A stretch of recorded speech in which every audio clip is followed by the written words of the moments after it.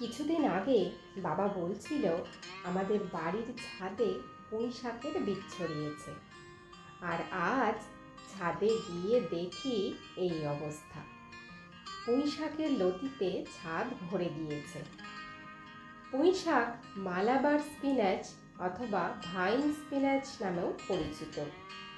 এই পুঁই শাকে protein, iron, minerals, calcium, carotene ও ভিটামিন সি রয়েছে।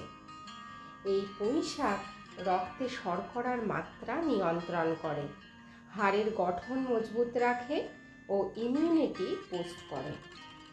মাছের মাথা দিয়ে পুঁই শাক বা পুঁই পাতার বড়া খেতে কিন্তু বেশ লাগে। আমার এই ভিডিওটা তাদের জন্য যারা পুঁই শাক পছন্দ করেন।